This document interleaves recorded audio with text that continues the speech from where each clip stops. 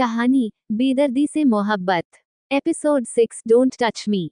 अध्या को गुस्से में देख नील को कुछ समझ नहीं आया, इसलिए उसने फोन की तरफ देखा तो उसे सब बात समझ आ गई। अध्या ने गुस्से के साथ कॉल पिक किया और बोली, अब क्या चाहिए तुम्हें? मुझे कॉल क्यों किया है? उधर से नितारा की हंसने की आवाज आई और बोली, दी आप गुस्सा क्यों कर रहे हो? आपकी छोटी बहन ने कितने प्यार से आपके पास फोन किया है, आपको तो खुश होना चाहिए। अध्या अपने दांत पीसते हुए बोली, तुम जैसी छोटी बहन अगर हो तो मुझे दुश्मनों की कोई जरूरत नहीं है, इसलिए अब ये ड्रामा बंद करो और चुपचाप बताओ कॉल क्यों किया है। नितारा ने फिर कहा, दी एक्चुअली मैं आपको एक गुड न्यूज बताना चाह रही थी। गुड न्यूज सुनते ही अध्या के एक्सप्रेशन चेंज होने लगे। वो सख्ती से बोली, मुझे तुम्हारी गुड न्यूज सुनने में कोई दिलचस्पी नहीं है। आइंदा से मुझे फोन मत करना। मुझे तुम लोगों के नामो जिक्र से भी नफरत है। ये कह अध्या कॉल कट करने को हुई, लेकिन नितारा ने जल्दी से कहा, अरे अरे दी, आप इतना हाइपर क्यों हो रहे हो? पहले सुन तो लो। मान लिया मैं आपकी बुरी बहन हूँ, लेकिन आप तो मेरी अच्छी बहन हो ना। आप जरूर मेरी इस गुड न्यूज से खुश होंगी, और मेरी गुड न्यूज ये है कि 3 दिन बाद मेरी सगाई होने वाली है, और आप तो जानती है ना मेरी सगाई राजपूत खानदान के सबसे बड़े बेटे से हो रही है। तो मैं आपको अपनी सगाई में इनवाइट कर रही हूँ। अगर आप वहाँ आएंगी तो मुझे बहुत खुशी होगी। अध्या के चेहरे के सारे एक्सप्रेशन गायब हो गए। कॉल स्पीकर पर होने की वजह से नील भी ये सारी बातें सुन रहा था। नील ने पंछी को ऑलरेडी खेलने के लिए भेज दिया था। अध्या ने नील के तरफ देखा तो नील ने उसे आंखों से ही शांत रहने का इशारा किया और उसे हाँ बोलने को कहा। अध्या ये देख अपना सिर ना में हिलाने लगी तो नील ने उसे फोर्स किया। अध्या ने आखिर में कहा, अगर तुम मुझे इनवाइट कर रही हो तो मैं जरूर आऊंगी तुम्हारी सगाई में। नितारा इतराते हुए बोली, मुझे उम्मीद नहीं थी कि आप इतनी जल्दी मान जाओगे, लेकिन अगर आप मान गए हो तो टाइम पर आ जाना, वरना वहां आपको सिर्फ नौकरों की तरह झूठे प्लेट्स उठाने को मिलेंगे। वैसे आपको तो नौकरों वाले काम करने की आदत है, पहले आप यही तो किया करती थी, तो इसमें कोई शर्म वाली बात नहीं है। नितारा ने इंसल्टिंग वे में कहकर कॉल डिस्कनेक्ट कर दिया। अध्या अपने दांत पीसते हुए नील से बोली, नील देखा ना तुमने? और तुमने मुझसे हाँ कहने को क्यों कहा? तुम जानते हो ना कि नितारा सिर्फ मेरी इंसल्ट करने के लिए मुझे अपनी सगाई में बुला रही है। वो सिर्फ दिखाना चाहती है कि वो कितने रईस खानदान में शादी कर रही है, और तुम्हें पता है कि मैं इस वक्त इन सबसे दूर रहना चाहती हूँ और सिर्फ अपनी माँ की जमीन को वापस लेने के लिए प्लान बनाना चाहती हूँ। फिर तुमने ऐसा क्यों किया? अध्या को इतने गुस्से में देख नील ने उसे कंधे से पकड़ा और उसे शांत कराते हुए बोला, अध्या जस्ट काम डाउन। तुम्हें क्या लगता है नितारा ने तुम्हें किस पर्पज से कॉल किया होगा? अध्या चिढ़कर बोली, उसका पर्पज साफ है, वो सिर्फ मुझे जलाना चाहती है। वो सिर्फ मेरे आगे राजपूत खानदान में शादी होने के लिए शो ऑफ करना चाहती है। That's it. नील ने मुस्कुराते हुए कहा, जब तुम्हें ये बात पता है तो तुम इतनी हाइपर क्यों हो रही हो? तुम्हें तो इस बात का फायदा उठाना चाहिए। अध्या ना समझी में बोली, तुम ये क्या बोल रहे हो? इसमें मैं कौन सा फायदा उठा सकती हूँ? बल्कि अगर मैं उनकी सगाई में गई और गलती से मैं त्रिजल राजपूत की आंखों के सामने आ गई तो कहीं वो मुझे वापस से परेशान करना ना शुरू कर दे। मैं तो अभी उससे दूर ही रहना चाहती हूँ। नील ने अध्या को समझाते हुए कहा, अध्या तुम मेरी बात नहीं समझ रही हो। अगर नितारा ने तुम्हें आगे बढ़कर खुद से इनवाइट किया है तो ये तुम्हारे लिए बहुत अच्छा चांस होगा उसकी सगाई उसी वक्त तुड़वाने के लिए, क्योंकि हमें उसकी शादी को भी तुड़वाना है ना। तभी तुम अपनी माँ की जमीन को वापस ले पाओगी और अपनी आंखों से वहां सब कुछ देख पाओगी कि नितारा जितना कह रही है वो किस हद तक सही है। नील की ये बातें सुन अध्या शांत हो गई। उसने गहरी सांस लेते हुए कहा, यू आर राइट नील, मेरे लिए ये बहुत अच्छा मौका है। मैं इसे अपने हाथ से नहीं गवाऊंगी, और जब मुझे ऑलरेडी पता है कि नितारा मेरे आगे शो ऑफ कर रही है, तो मुझे उससे इतना चिढ़ना नहीं चाहिए, बल्कि इन सभी बातों का फायदा उठाना चाहिए। नील ने कहा, दैट्स अ स्पिरिट, और अब तुम अपना मूड ठीक करो। हम बाहर डिनर के लिए चल रहे हैं। अध्या ने फिर अपना सिर हिलाया और पंछी को लेकर नील के साथ रेस्टोरेंट निकल गई। दूसरी तरफ साहनी विला में नितारा ने जब कॉल कट किया तो उसके पीछे उसकी माँ खड़ी थी। अपनी माँ को देखकर नितारा मुस्कुराते हुए बोली, मॉम आप यहाँ। नीति गुस्से से बोली, तुम्हारा दिमाग खराब हो गया है नितारा। नितारा कंफ्यूजन में बोली, मॉम व्हाट हैपेंड? मैंने ऐसा क्या कर दिया? नीति ने गुस्से के साथ उसकी बाजू को पकड़कर बोली, तुम उस बदचलन लड़की को अपनी सगाई में बुला रही हो। तुम्हें पता है ना कि सालों पहले क्या हुआ था, और अगर वो वापस से हमारी जिंदगी में आने की कोशिश करेगी तो हमारे सिर पर एक बार फिर से उसका बोझ आ जाएगा। मैं तो चाहती हूँ कि वो हम सबसे जितना मर्जी हो उतना दूर रहे, और तुम उसे अपनी खुशियों में शामिल होने के लिए इनवाइट कर रही हो। अपनी माँ की बात सुनकर नितारा शैतानी तरीके से मुस्कुराते हुए बोली, मॉम आप भी ना। आप मुझे खा जाने वाली नजरों से देख रही थी। मुझे लगा कि आखिर मैंने ऐसा कौन सा गुनाह कर दिया।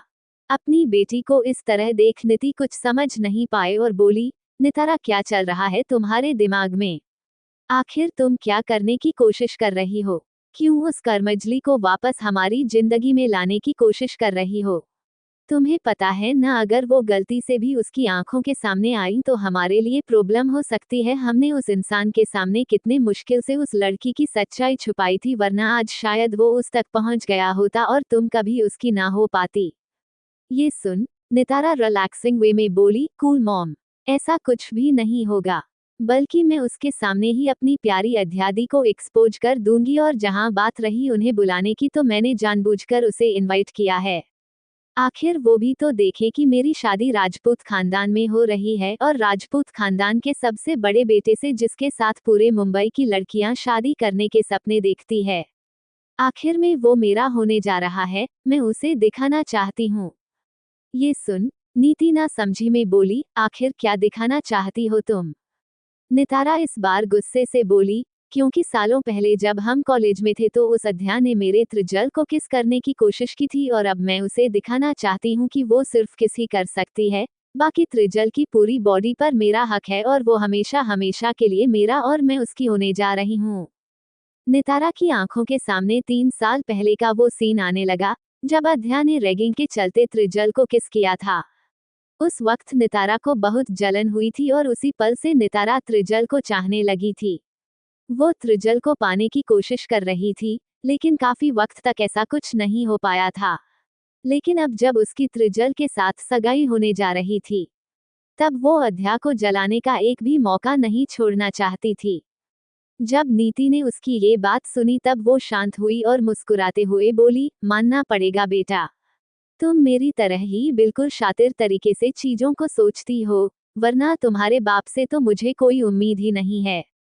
अगर तुम्हारे बाप का बस चले तो वो आज ही उस जमीन को उस कर्मजली को सौंप दें। नितारा मुस्कुराते हुए बोली, थैंक्स तो मुझे आपको बोलना चाहिए मॉम, क्योंकि आपकी वजह से ही तो मेरी शादी राजपूत खानदान में हो रही है। अगर आपने इतनी प्लानिंग ना की होती तो आज शायद ही मैं राजपूत खानदान तक जा पाती। So thank you so much. कहते हुए उसने प्यार से अपनी माँ को हग कर लिया। नीति ने भी अपनी बेटी को गले से लगा लिया।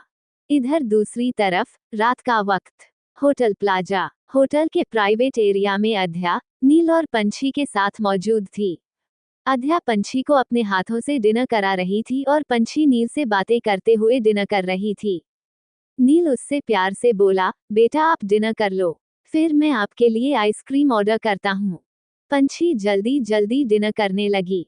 ये देख अध्या उसे घूरते हुए बोली, पंछी धीरे से खाओ बेटा, इतनी भी जल्दी क्या आइसक्रीम खाने की, और मैंने सिर्फ आज के लिए ही परमिशन दी है, इसके बाद आपको आइसक्रीम नहीं मिलेगी। ये सुन क्यूट सी पंछी ने बड़ा सा पाउट बना लिया, जिसे देख नील हंसने लगा, और फिर वो अपनी जगह से उठते हुए बोला, मैं अपनी पंछी के लिए आइसक्रीम लेकर आता हूँ, तुम उसे डांटना मत। वो वहां से चला गया। पंछी ने मुंह फुलाते हुए अध्या से मुंह फेर लिया। तभी उसकी नजर एक कपल और बच्ची पर गई। वो बच्ची उसी की उम्र की थी, और इस वक्त वो अपने डैडी की गोद में थी और अपने डैडी से कुछ जिद कर रही थी, और उसके डैडी प्यार से उसे समझा रहे थे। उन दोनों को देखकर पंछी का छोटा सा फेस मायूस हो गया। वो अध्या की तरफ मुड़ी और मासूमियत से बोली, मम्मा मेरे डेडा कहाँ है? वो पंछी से कब मिलेंगे? उसके ये शब्द सुन अध्या के हाथ रुक गए। उसने पंछी की तरफ देखा। पंछी की सिल्वर आइज से मोटे मोटे आंसू अब किसी भी वक्त उसके पफी चीक्स पर गिरने वाले थे। अध्या का दिल पसीज गया। उसने तुरंत पंछी के फूल से चेहरे को अपने हाथों में भरा और बोली, बेबी मैंने आपसे कहा था ना कि आप मुझसे अपने डैड के बारे में अभी नहीं पूछोगे। पंछी अपना छोटा सा सिर ना में हिलाते हुए बोली, नहीं मम्मा, मुझे अपने डेडा के बारे में जानना है। उस गर्ल को देखो, वो अपने डेडा की गोद में कितनी खुश है। मुझे भी अपने डेडा की याद आती है। आपने बोला था कि हम जब इंडिया वापस जाएंगे तो आप मुझे मेरे डेडा ला कर देंगी, लेकिन अभी तक आपने मुझसे मेरे डेडा को नहीं मिलाया। आई एम एंग्री मम्मा। ये कह पंछी ने अध्या से अपना मुंह मोड़ लिया। अध्या ये सुन हेल्पलेस महसूस करते हुए मन में बोली, पंछी जैसे जैसे समझदार हो रही है, अपने डैड से मिलने की जिद कर रही है। कितनी मुश्किल से मैंने लंदन में इसे समझाया था, लेकिन ये एक बार फिर से उस इंसान से मिलने की जिद कर रही है जिसने सालों पहले मेरे साथ जबरदस्ती की थी। आखिर मैं कैसे उस इंसान को अपनी बेटी का डैड बना दूं, जो एक लड़की की इज्जत को लूट चुका है। मुझे नफरत है उस इंसान से। उस इंसान ने मेरी जिंदगी बर्बाद की है। मैं अपनी बेटी पर उस इंसान की परछाई भी नहीं पड़ने दूंगी। पर पंछी को मैं कैसे समझाऊं? ये सेंसिटिव और साथ में बहुत जिद्दी भी है। अध्या पंछी को देखने लगी। पंछी बहुत जिद्दी थी। हालांकि अध्या इतनी जिद्दी नहीं थी, इसलिए उसे कभी कभी संभाल पाना बहुत मुश्किल होता था। अध्या समझ नहीं पाती थी कि ये किस पर गई है। अध्या ने किसी तरह खुद को संभाला और फिर मुस्कुराते हुए बोली, पंछी बेबी, आपकी मम्मा ने आपसे झूठ नहीं बोला था। वो जरूर आपको आपके डैड से मिलवाएंगी, लेकिन अभी आपको जल्दी से बड़ा होना होगा, तभी आप अपने डैडा से मिल सकते हो। ये सुन मासूम पंछी ना समझी में पाउट करके बोली, क्या जब मैं बली हो जाऊंगी तो मेरे डैडा मुझसे मिलने आएंगे? इसके जवाब में अध्या अपना सिर झूठे हाँ में हिलाते हुए बोली, हाँ बेबी, आप जब बड़े हो जाओगे तब आपके डैडी आपसे जरूर मिलने आएंगे, इसलिए अभी आप उनसे मिलने की जिद छोड़ो और अपनी मम्मा और नील अंकल के साथ रहो। ये सुन तभी पंछी एक्साइटमेंट के साथ बोली, तो मम्मा आप नील अंकल को ही मेरे डैडा क्यों नहीं बना देते? नील अंकल तो मेरे साथ ही रहते हैं और फिर वो मेरे डैडा बन जाएंगे, हम दोनों बहुत मस्ती करेंगे। जैसे ही पंछी ने ये कहा, उसके पीछे मौजूद नील जो आइसक्रीम लेकर आ रहा था, उसके कदम अपनी जगह रुक गए। वो एकटक अध्या को देखने लगा। अध्या ये सुन बहुत अनकंफर्टेबल हो गई। उसके लिए नील उसका सिर्फ दोस्त था। उसने कभी नील को लेकर ऐसी बातें नहीं सोची थी। अभी वो कुछ जवाब देती तभी उसकी नजर नील की नजरों से जा मिली। अध्या का चेहरा लाल हो गया। वो तुरंत नील से नजर फेरते हुए बोली, पंछी बेटा, आपने डिनर कर लिया है, अब हमें घर वापस चलना चाहिए। ये कह अध्या जल्दी से अपनी जगह से खड़ी हो गई। पंछी पाउट करते हुए बोली, पर मम्मा, आपने अभी तक मेरी बातों का रिप्लाई नहीं किया। अध्या पंछी के सवालों से बचते हुए नील को देखकर बोली, बेबी देखो, नील अंकल आपके लिए आइसक्रीम लेकर आ गए। जाओ जाकर अपनी आइसक्रीम खाओ, फिर हम घर चलते हैं। पंछी ने आइसक्रीम का नाम सुना तो वो खुशी से नील की तरफ मुड़ी और जल्दी से उसने नील के हाथों से आइसक्रीम ले ली। नील अध्या को देखकर हल्की स्माइल के साथ बोला, अध्या तुम्हें अनकंफर्टेबल होने की जरूरत नहीं है। वो बच्ची है, कुछ भी कहती रहती है। You don't worry. ये सुन अध्या रिलैक्स हुई और धीरे से बोली, प्लीज नील, पंछी की बातों को दिल से मत लगाना। ये बहुत शरारती हो रही है, कुछ भी बोल देती है। मैं इसे समझाऊंगी। नील मुस्कुराया और पंछी आइसक्रीम खाने लगी।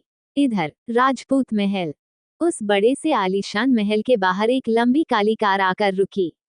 गार्ड ने तुरंत उस कार का गेट ओपन किया और त्रिजल अपने कोट की बटन खोलते हुए अपने तेज कदमों से अंदर की तरफ बढ़ा। त्रिजल के फेस पर इस वक्त कोई भी एक्सप्रेशंस नहीं थे। उसने महल के अंदर कदम रखा तो सामने मौजूद इंसान को देख उसके कदम अपनी जगह रुक गए और उसके चेहरे के एक्सप्रेशन सख्त हो गए। किसने देखा त्रिजल को? किस इंसान के बारे में नितारा और नीति बात कर रही थी? क्या अध्या को पता चलेगा कि कौन है आखिर पंछी का डेरा? जानने के लिए पढ़ते रहिए बेदर्दी से प्यार। Leave me, I said leave me professor. How can I leave you little student? पर मेरी गलती क्या है प्रोफेसर? तुम्हारी गलती ये है कि तुम मुझ जैसे शैतान की नजरों में सबसे पहले आई और अब इसी गलती की सजा तुम्हें जिंदगी भर मिलेगी, माय क्यूट लिटिल स्टूडेंट। इसी के साथ वो इंसान उस लड़की के होठों को जबरदस्ती अपने होठों में लेते हुए चूमने लगा। क्यों कर रहा है वो प्रोफेसर अपनी ही स्टूडेंट के साथ ऐसा? आखिर क्या हुआ है उनके बीच ऐसा? एपिसोड 7 प्लीज छोड़ दीजिए। त्रिजल एक टक सामने की ओर घूरने लगा, जहां इस वक्त कल्याणी राजपूत सोफे पर बैठी उसे ही गुस्से से देख रही थी। कल्याणी अपनी कड़क आवाज में बोली, त्रिजल इतना देर क्यों कर दिए आने में? त्रिजल उसी एक्सप्रेशन के साथ बोला, दादी आपने मुझे यहाँ क्यों बुलाया? कल्याणी जी बोली, मेरे पास आओ। त्रिजल कुछ सेकंड तक उन्हें घूरा और फिर सोफे की तरफ अपने कदम बढ़ा दिया। कल्याणी गहरी सांस लेकर बोली, त्रिजल बेटा, मैंने तुम्हें इसीलिए यहाँ बुलाया है क्योंकि 3 दिन बाद तुम्हारी शादी है और अब मैं चाहती हूँ कि तुम महल में ही रहो। तुम्हें अपने विला जाने की कोई जरूरत नहीं है। त्रिजल बिना भाव के बोला, आई एम सॉरी दादी, पर मैं आपकी ये बात नहीं मान सकता। ये सुन, कल्याणी ने गुस्से से कहा, लेकिन क्यों? आखिर अब तुम्हारी सगाई होने वाली है और ये सगाई इसी महल से होगी तो तुम्हें अपने उस वीरान से विला में जाने की क्या जरूरत है? तुम्हें क्या तकलीफ है हमारे साथ रहने में? त्रिजल ने ठंडी आवाज में कहा, दादी मुझे इस शादी या सगाई में ही कोई इंटरेस्ट नहीं है, फिर आप सब यहाँ रहने की जिद क्यों कर रही है? कल्याणी नाराजगी से बोली, त्रिजल ये तुम कैसी बातें कर रहे हो? तुम्हें पता भी है तुम 27 साल की हो चुके हो और अगर अब तुम शादी नहीं करोगे तो आखिर क्या हमारे उम्र में आकर शादी करोगे? त्रिजल ने अपने हाथों की मुट्ठी कसकर बंद कर लिया। तभी वहां कृपाल आए और उसके साथ एक एजेड औरत थी, जो दिखने में काफी खूबसूरत लग रही थी। वो औरत त्रिजल को देख खामोशी से खड़ी रही। कृपाल सोफे पर बैठ गए और त्रिजल को देखते हुए बोले, त्रिजल बेटा तुम्हारी दादी बिल्कुल ठीक कह रही है। अब तुम यहीं पर रहो, आखिर ये तुम्हारा ही घर है और तुम राजपूत खानदान के सबसे बड़े और काबिल बेटे हो।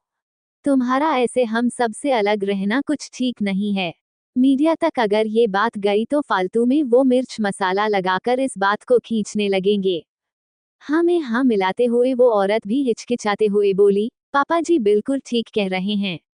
अब अगर आपकी सगाई हो रही है तो आपको यही रुकना चाहिए। त्रिजल उस औरत को अपनी ठंडी निगाहों से घूरते हुए बोला, आपसे किसी ने राय नहीं मांगी? ये सुन, कल्याणी गुस्से से बोली, त्रिजल ये तुम किस तरह अपनी माँ से बात कर रहे हो? क्या यही सिखाया मैंने तुम्हें? त्रिजल अपनी जगह से खड़ा होते हुए बिना एक्सप्रेशन कहा, माँ नहीं, सौतेली माँ है ये मेरी, इन्हें ये बात भूलना नहीं चाहिए। त्रिजल वहां से सीधे ऊपर अपने रूम की तरफ बढ़ गया। वही वो औरत जिसका नाम शिवांगी राजपूत था, त्रिजल राजपूत की सौतेली माँ थी। वो अपने आप को संभालते हुए बोली, हम डिनर की तैयारी करवाते हैं। ये कह वो वहां से तुरंत चली गई। कल्याणी और कृपाल शिवांगी की हालत समझते हुए एक दूसरे को देखने लगे। कल्याणी ने कहा, कहने को शिवांगी सौतेली माँ है त्रिजल की, लेकिन सगी माँ से भी बढ़कर प्यार देती है उसे। लेकिन पता नहीं उस लड़के को कब दिमाग आएगा और कब वो शिवांगी को अपनी माँ की तरह प्यार देगा। इसके जवाब में कृपाल बोले, मैं भी इसी उम्मीद में हूँ कि वो शिवांगी को अपनी माँ का दर्जा दे दे। इधर त्रिजल अपने रूम की तरफ बढ़ रहा था। तभी एक लड़का और लड़की दोनों एक दूसरे के पीछे चिल्लाते हुए एकदम से त्रिजल के सामने आ गए। त्रिजल के कदम अपनी जगह रुक गए। वो अपनी सख्त नजरों से उस लड़के और लड़की को घूरने लगा। वो लड़का दिखने में काफी हैंडसम था, तो वही वो लड़की भी काफी मासूम और डरी सहमी त्रिजल के आगे दिख रही थी। त्रिजल उन दोनों को घूरते हुए सख्त आवाज में बोला, अगर तुम दोनों को इस उम्र में खेलने का इतना ही शौक है तो एम्यूजमेंट पार्क चले जाओ या फिर किंडरगार्टन चले जाओ, वहां तुम दोनों इस तरह खेल सकते हो। ये सुनते ही वो लड़का हड़बड़ाते हुए बोला, भाई ये आप कैसी बातें कर रहे हैं? अगर हम एम्यूजमेंट पार्क या किंडरगार्टन गए तो वहां के बच्चे हमें देखकर हंसेंगे और हमारा मजाक बनाएंगे।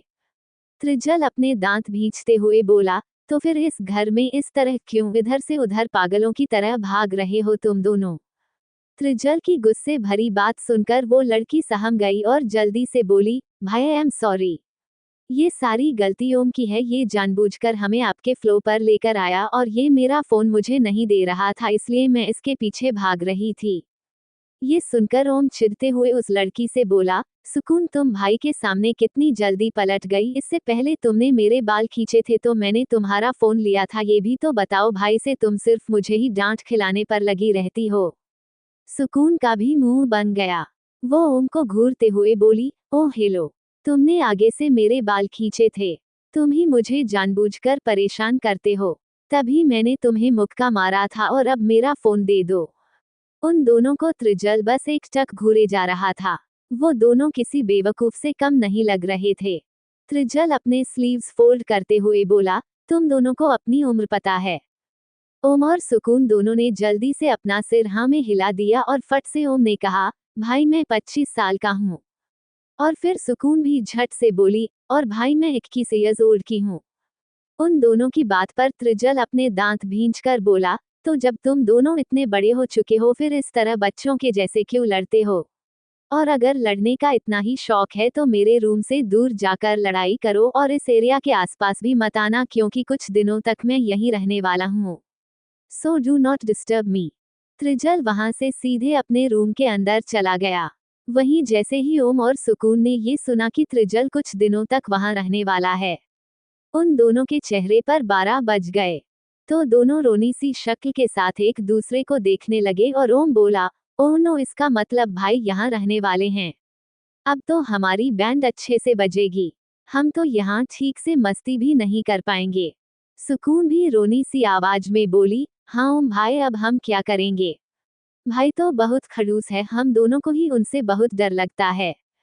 वो दोनों भाई बहन एक दूसरे से इसी तरह बातें करते हुए फिर थर्ड फ्लोर से नीचे आ गए, क्योंकि थर्ड फ्लोर पूरा त्रिजल के लिए रिजर्व किया गया था, जहां त्रिजल के पर्सनल सर्वेंट के अलावा और कोई भी नहीं आता जाता था। अगला दिन होटल में अध्या पंछी को जल्दी जल्दी रेडी कर रही थी। तभी नील वहां आया और बोला, अध्या क्या तुम और पंछी रेडी हो? हम अपार्टमेंट पर शिफ्ट होने जा रहे हैं, वहां मैंने सारी तैयारी कर ली है। ये सुन अध्या बोली, हाँ हम दोनों रेडी हैं और अब हमें निकलना चाहिए। पंछी क्यूटली मुस्कुराते हुए बोली, नील अंकल, पंछी लव्स यू। नील उसे अपनी गोद में उठाते हुए प्यार से बोला, नील अंकल ऑल्सो लव्स यू बच्चा। पंछी नील के सीने से लग गई। अध्या उन दोनों को देखकर मुस्कुराने लगी और फिर नील ने अध्या से कहा, अध्या तुम्हें कंपनी में इंटरव्यू के लिए भी जाना था ना? अपनी डिजाइनिंग के लिए तो क्या उसकी तैयारी कर लिया तुमने? अध्या अपनी फाइल्स एक नज़र देखते हुए बोली, हाँ मेरी सारी प्रिपरेशन हो चुकी है, अपार्टमेंट में पंछी को छोड़ने के बाद मैं सीधे कंपनी के लिए ही जा रही हूँ। इसके जवाब में नील ने अपना सिर हिला दिया और फिर वो तीनों अपने नए अपार्टमेंट के लिए निकल गए। कुछ देर में तो तीनों अपार्टमेंट पहुंचे। अध्या ने पंछी को नील के पास छोड़कर वहां से जाते हुए बोली, नील पंछी का ध्यान रखना। वैसे कहने की तो जरूरत नहीं है, पर फिर भी उसका ख्याल रखना। मैं जल्दी आऊंगी। नील ने मुस्कुराते हुए कहा, पंछी की टेंशन मत लो, उसके साथ उसका नील अंकल है। तुम अपने इंटरव्यू पर ध्यान दो, best of luck, I hope तुम्हें के जॉब मिल जाए। अध्या स्माइल करते हुए बोली, थैंक यू नील, कहकर वो वहां से चली गई। दूसरी तरफ वर्ल्ड वाइड कंपनी, वहां लॉबी में कई सारे लड़की और लड़कियां मौजूद थे, जो इंटरव्यू के लिए आए हुए थे, जिन्हें मिस्टर कपिल एक एक करके इंटरव्यू के लिए भेज रहे थे। उसी समय एक टैक्सी वर्ल्ड वाइड कंपनी के बाहर रुकी। अध्या ने टैक्सी वाले को पैसे दिए और वो अपने तेज कदमों से कंपनी के अंदर बढ़ते हुए बोली, ओह गॉड, कहीं मैं लेट ना हो गई हूँ, वरना लोग समझेंगे कि मैं पंक्चुअल नहीं हूँ, फिर मुझे प्रॉब्लम होगी। बड़बड़ाते हुए अध्या जल्दबाजी के साथ कंपनी के अंदर गई। वो लॉबी में पहुंची तो उसने देखा वहां इस वक्त कई सारे लड़की लड़के मौजूद थे। अध्या ये देख खुद से बोली, यहाँ तो कितने सारे लोग मौजूद हैं, पता नहीं मुझे ये जॉब मिलेगी भी या नहीं, लेकिन अभी मेरे लिए ये जॉब बहुत मायने रखती है। मुझे यहाँ तब तक रुकना है जब तक कि मैं अपनी माँ की जमीन वापस नहीं ले लेती और उस इंसान का पता नहीं लगा लेती जिसने 3 साल पहले मेरे साथ वो सब कुछ किया था, और उसके लिए मुझे यहाँ एक सिक्योर जॉब की जरूरत पड़ेगी। और जहाँ तक मैं सुन रखा है, वर्ल्ड वाइड कंपनी पूरे मुंबई की हाई रेटेड कंपनी है, जहाँ पर जॉब की सिक्योरिटी होती है। मेरे लिए यहाँ जॉब पाना बहुत बड़ी बात होगी, पर मुझे किसी भी हालत में इस कंपनी में जॉब पाना ही है। आध्या अपने रिज्यूम को एक बार फिर से चेक करने लगी। अभी उसकी टर्न आने में बहुत टाइम था।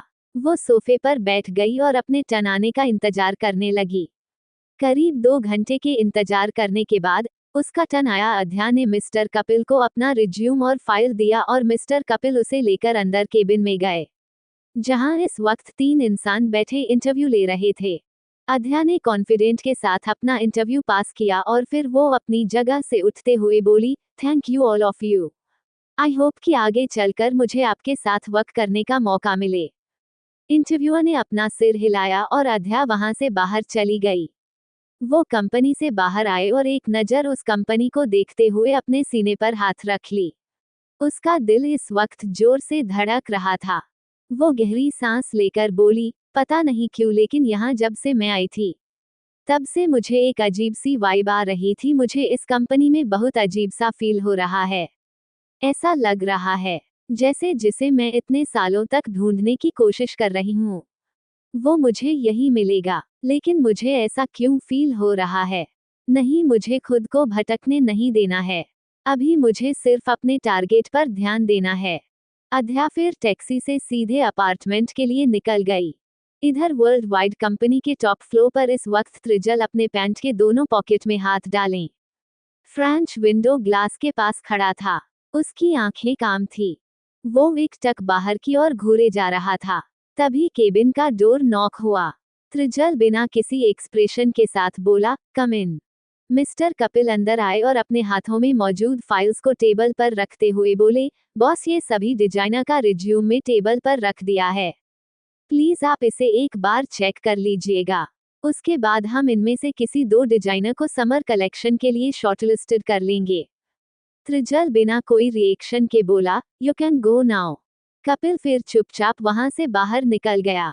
उसके जाने के बाद त्रिजल ने सिगार जलाया और उसकी लंबी लंबी कसे भरने लगा। कस भरते वक्त उसने अपनी आंखें बंद की और आंखें बंद करते ही उसके सामने किसी का चेहरा आया और किसी की महीन आवाज उसके कानों में गूंजने लगी। प्लीज छोड़ दीजिए, मैंने गलती से आपको किस किया था। मैंने जानबूझकर ऐसा कुछ भी नहीं किया। वो लोग मेरी रैगिंग कर रहे थे। शशिश, यू नो व्हाट बर्ड। तुमने ये चाहे गलती से ही क्यों ना किया हो, लेकिन त्रिजल राजपूत के होठों को छूकर बहुत बड़ी गलती कर दी है, जिसकी भरपाई तुम हर रोज अब इसी तरह करोगी। ये कह त्रिजल ने आध्या को लाइब्रेरी की दीवार की तरफ पुश किया और उसके होठों पर जबरदस्ती अपने होठ रख उसे चूमने लगा। तभी केबिन का डोर एक बार फिर नॉक हुआ और त्रिजल ने सख्ती के साथ अपनी आंखें खोल दिया। क्यों सोच रहा है त्रिजल आध्या के बारे में? क्या आध्या को मिलेगी वर्ल्ड वाइड कंपनी में जॉब?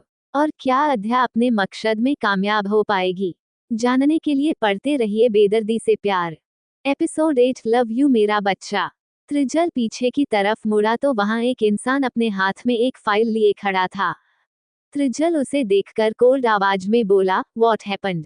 उस इंसान ने जवाब दिया, बॉस हमें उनके बारे में कुछ इन्फॉर्मेशन मिली है। त्रिजल के एक्सप्रेशन बदल गए।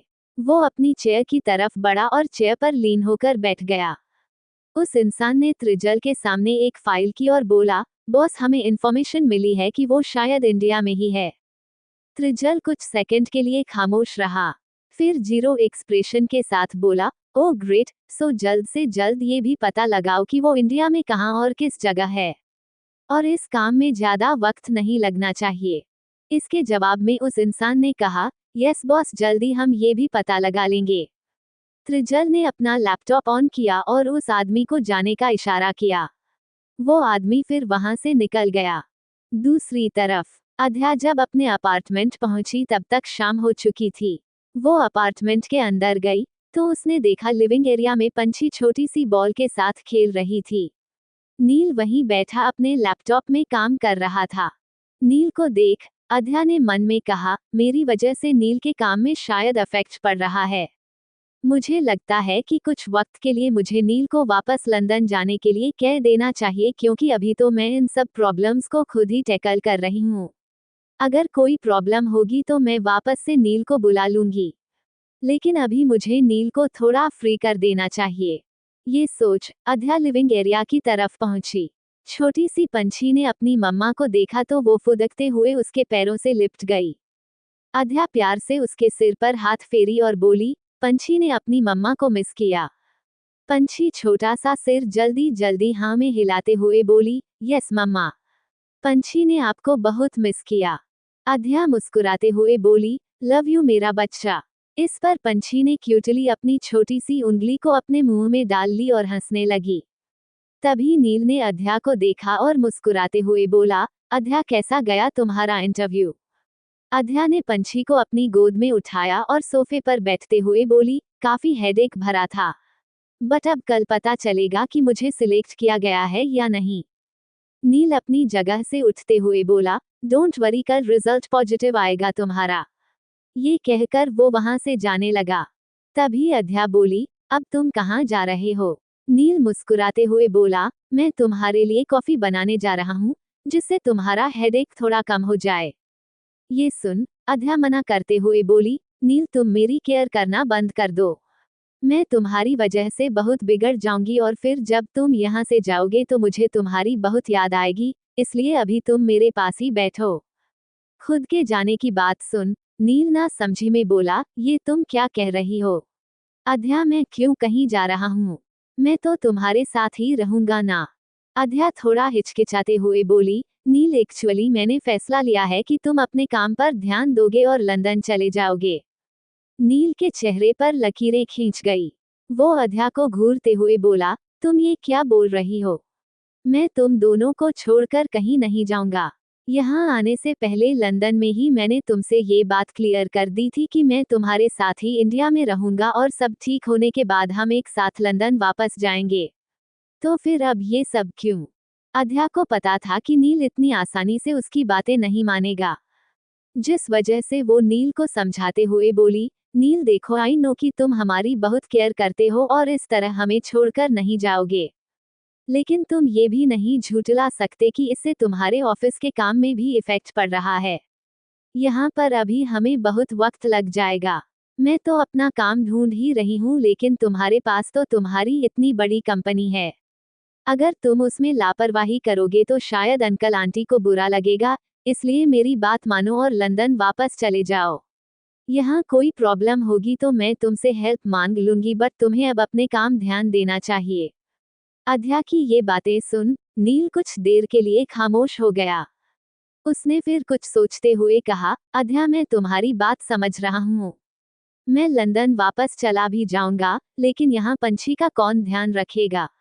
तुम जॉब पर ध्यान दोगी और उन सब से बदला लेने के बारे में सोचोगी। इन सब के बीच पंछी बहुत अकेली पड़ जाएगी, उसके लिए भी तो कोई होना चाहिए ना, इसलिए प्लीज ये सब बातें अब छोड़ दो। मैं कहीं नहीं जाऊंगा। इसके जवाब में अध्या बोली, नील तुम्हें पंछी की फिक्र करने की जरूरत नहीं है। तुमने ऑलरेडी हम दोनों के लिए बहुत कुछ किया है और अब तुम कुछ अपने लिए भी सोचो। जहां बात रही पंछी का ख्याल रखने की, तो मेरी यहाँ एक दोस्त कृषा है, मैं उसे बुला लूंगी। वैसे भी उसने आज मेरे पास कॉल किया था, वो पूछ रही थी कि मैं इंडिया है या नहीं, तो वो मेरी इसमें हेल्प करेगी। तुम तो ऑलरेडी कृषा के बारे में जानते हो, मैंने तुम्हें उसके बारे में सब बताया था।